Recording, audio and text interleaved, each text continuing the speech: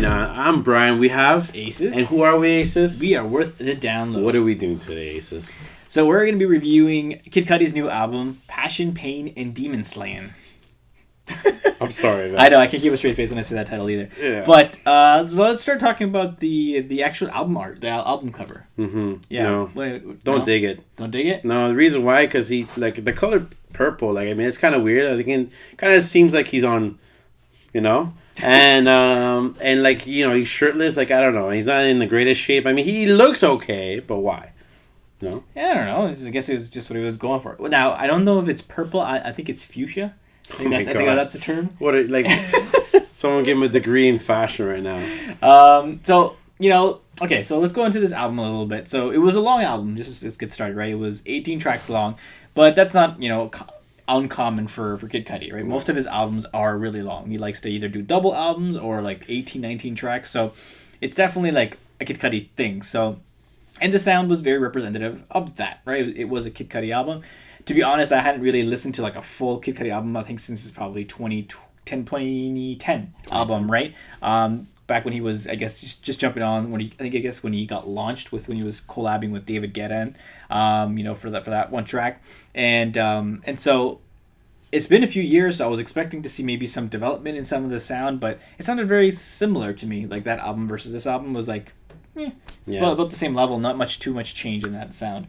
I don't know, like the fact that it's super long, like it was 19 tracks, so it was super long, and it kind of like going into like the middle part, it kind of you get lost a little bit, and it really hurt him. I think it hurt him that way, and I don't know who put in his mind, like, yo, Kid Cudi, you should do like a lot of tracks. That'll be the best thing to do. I didn't like that fact. I felt like if he were to probably cut down like the I guess like not really great songs and condense it maybe to like 12 tracks, then you probably have a solid album. I don't know what you think. Just because like I haven't listened to, like I said, like every album like full through that he's dropped since, I guess, that 2010 album. I wonder if it's just that, you know, he dropped that one album that was really long and was maybe pretty solid, and then he just he feels like he has to maintain that level of, like, you know, production where he's got to keep on producing all these tracks every time he drops an album. It could be the reason, but I mean, like with this album, it definitely hurt him.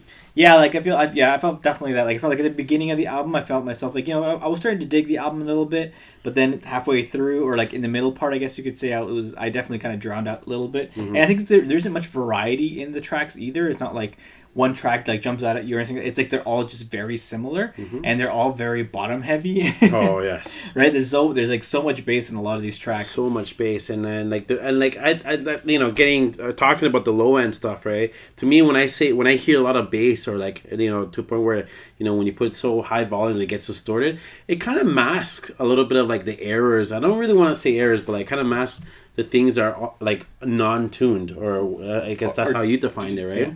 And I didn't enjoy it. Like, I mean, picture like this: if you were to listen to the album without any bass, like without any low ends, you have a terrible sound.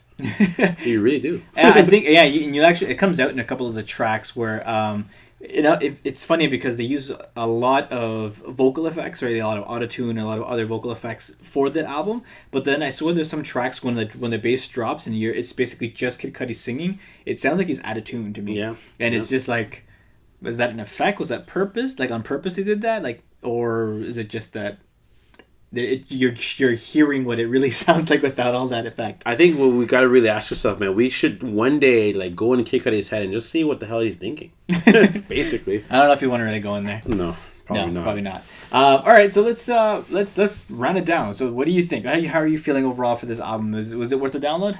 You know what? Because it's so long, it's not worth the whole download. It's worth like the right? It's worth the And again, like, I mean, like, and the thing is, my situation is I actually enjoy a lot of the featured tracks that he featured, like Andre 3000, which by the way changed his name to Andre Benjamin, which I don't know why, but anyways, but like I like a lot of those stuff, especially with Travis Scott. Like, we have a lot of features actually in this album. Yeah, Willow made an appearance again. Willow Smith.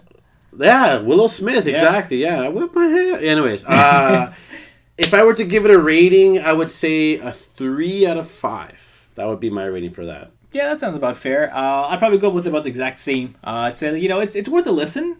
I'm not so much sure about if it's worth the download, but definitely give it a listen, guys. You might like it, especially if you're a Kid Cudi fan and you like that sound, then absolutely you probably will still enjoy it because it is very Kid Cudi. But like for me overall, I feel like I said, like a 3 out of 5. Like I don't think it anything really stands out to me with this album. It's just kind of like it's there. It's an okay listen.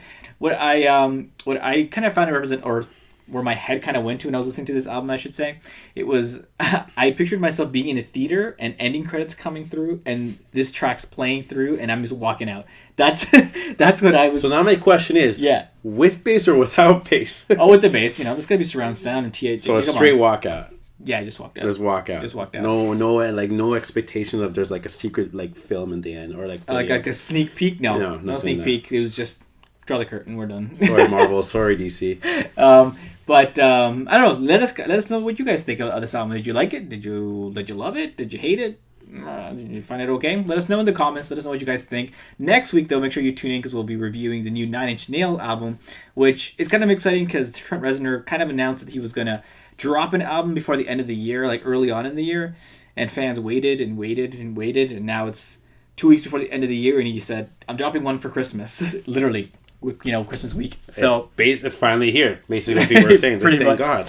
So we're gonna be reviewing that for you guys next week, which should be interesting. We're dropping out of the hip hop stuff and back to rock for the next week, and so make sure you stay tuned to that. Subscribe so you guys know when we drop that video, and I guess we'll see you guys in the next one.